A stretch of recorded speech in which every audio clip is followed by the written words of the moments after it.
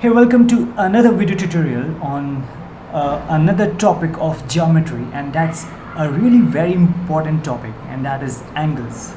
Okay, and in order to explain angles, I'll just take an example. First, I'll take an example from the real world, and let's suppose that we have two metal rods.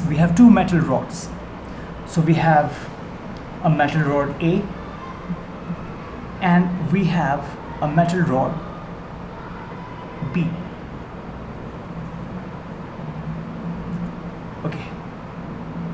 Now, this metal rod A and this metal rod B are at some distance apart from each other, right? So let's say that they are at some distance, and let's say that the distance between them is A, and let's suppose that that is a meter. Okay, that is a meter, depending upon what kind of unit you are taking. So let's say that this is a meter. If this is further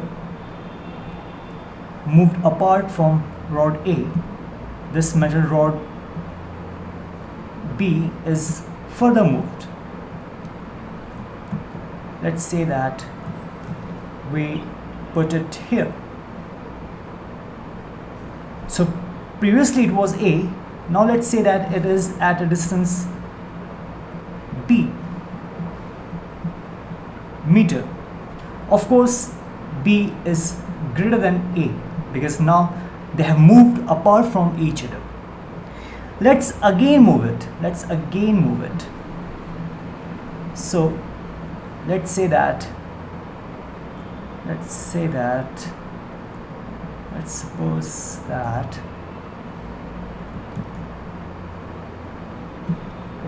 that you further move it and we move it to here. Okay, let's say that we have moved it here, and now this time the distance between them has further increased, and let's say that this is C meter. Now of course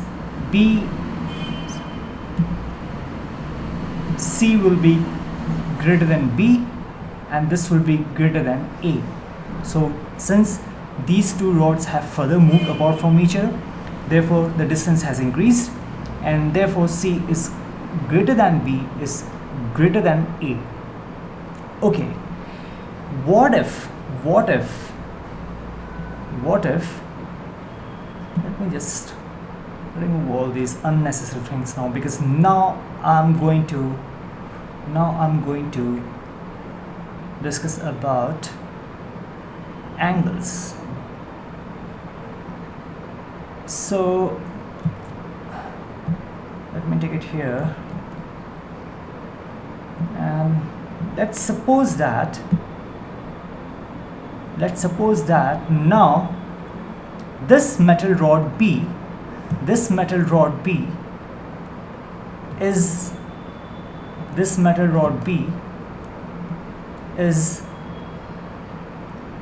hinged here at this point, is hinged here so that it can rotate.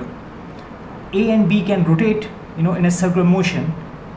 It is hinged here, and let's say that this is metal rod B. Okay, now metal rod B is this one, and it is hinged here so that they can freely rotate in a circular direction. Okay, they can rotate at this point.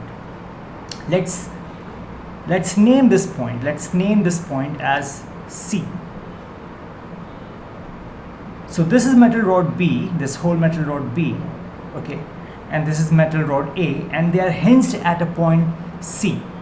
Now in this case, since they have been hinged here, now suppose that this is the position of these two rods, metal rods, and they are hinged here, and in this condition it is making some angle here.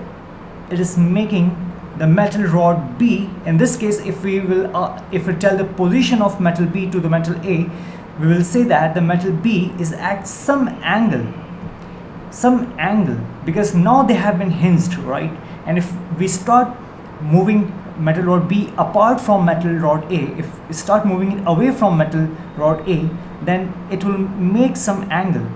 If we further move it, rotate it here, and let's say that now the position of metal rod B is something like this, is something like this. Okay, we have further moved it. Okay, just forget this one for a moment, just forget this one, because now we have moved this metal rod B, we have rotated it on this point, and it has reached to this point. Now in this case, if previously it was making this angle, now it will make this angle, okay.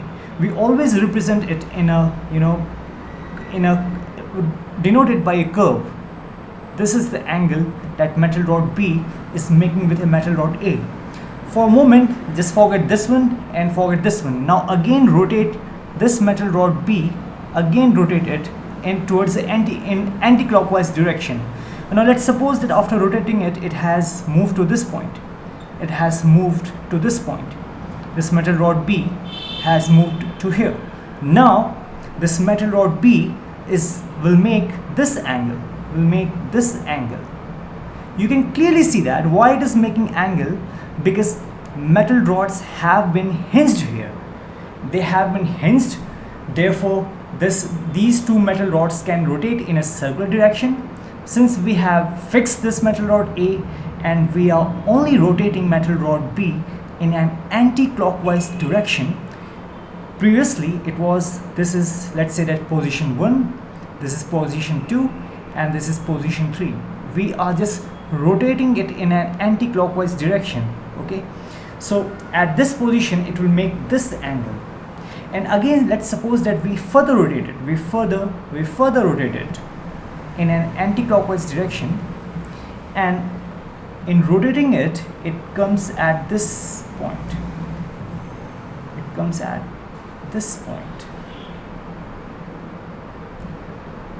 okay. Now the angle will be this one.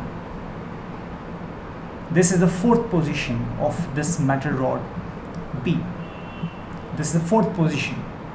Now you can clearly see that in the previous example, when they were not hinged, when we were moving these two metal rods apart from each other, there was some linear distance like A meter, then B meter, and C meter, right? But in this case, you have an angle because it has been hinged at a point and it can rotate in a circular direction. In this case, the metal rod A has been fixed and metal rod B is being rotated in an anti-clockwise direction. This was the position 1. At this position 1, it was making this angle. Then it reached to this position 2.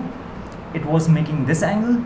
Then we further rotated it and made to reach at this position 3. It's making this angle. And we further rotated metal rod B to this position, and now it's at this position 4 and it's making this angle. So this is what the explanation of angle is. Now this was a example from your day-to-day life. Like you can experiment this at your home, you can do this at your home. In mathematics, if I have to explain you this particular topic in mathematics, so in mathematical terms, let's say that we have two rays, and let's say that we have two rays. This is first ray, that is ray OA. We know that a ray has an initial point and the other point has, it travels to infinity. Okay, it has only one initial point, and that is the end point. That's irony that it has an end point that is called the starting point or an initial point. Okay, let's say that we have another ray that is let's say that is OB. The ray OB is this one, and you can clearly see that this point O, like this one, okay, this point O is common in both these two rays. That is, they are hinged here, that is, they are intersecting at these 2 points, at this point O. So this is OA, this is OB, and both these two rays are, you know, connected, or they are intersecting at this point O, and that is the common point, that is the common end point of these two rays, common end point or starting point, whatever you want to say, sorry, end point or starting point.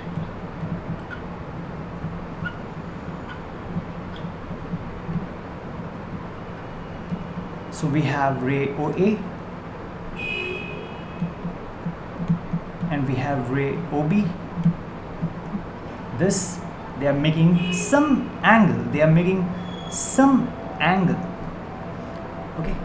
So we can clearly see that we can relate it, whatever we discussed here, to what we are going to discuss here.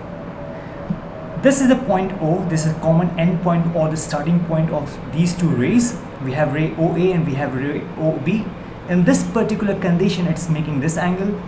If we rotate it, we start rotating it in an anti-clockwise direction, and let's suppose that this ray OA reaches here, this ray OA reaches to this point OB. Now in this case it will make this angle. Previously it was this angle. You can relate to what we discussed here, whatever we discussed here, okay.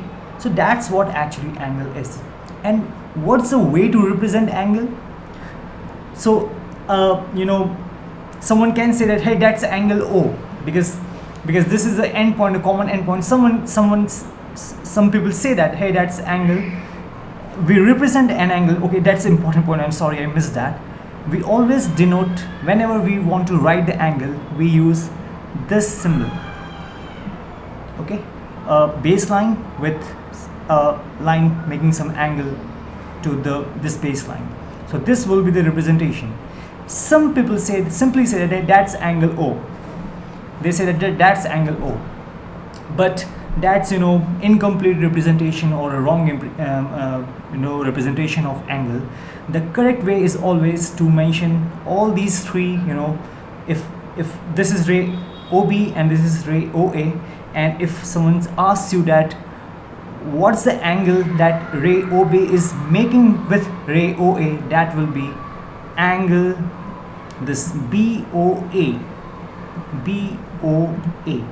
Why?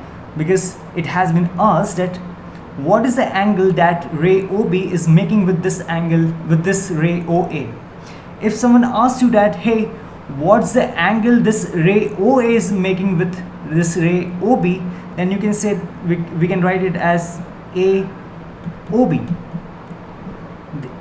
Again, you know, just notice a difference. This one is ray OB making with angle with ray OA, and this one is telling that what's the angle ray OA is making with ray OB. And in both these two cases, this common point on the central point or the end point will always be in the middle. This vertex, this is a vertex, okay, this is a vertex of the angle, okay, this is the vertex of the angle, that's O in this case. O in this case is vertex of the angle. This is the vertex of the angle, and these two rays, that is ray OB and ray OA, are arms or sides of the angle. So the two rays that will make an angle will be the arms or the sides of the angles, and the point where those two rays will meet, the point or the vertex, and the point where two rays will meet in order to form an angle will be the vertex of the angle. So it's important to note that we always represent vertex in the middle while writing the angle. This one is saying that the ray OB is making this angle, that is angle BOA with ray OA, and this is telling you that you have taken, in this case you took OA as a base, in this case you are taking OB as a base, and you're telling what's the angle OA is making with OB, and these two angles will always be good because that's telling the same thing, that is angle BOA or angle AOB. It's just you're terming them differently because the reference point is changing. In this case you are taking this as a base, and in this one you are taking this as a base. Okay, so these two angles, that is angle BOA, is same thing as angle AOB. They if you will measure, the measurement of these angles will be equal. And when you will move to higher classes, okay, there you will understand how you calculate the angles. So what's the measurement of the angle, what are the units of to measure an angle. All those things you will learn and you will study in your higher classes. This is just an introduction. It's just an introduction for the angles.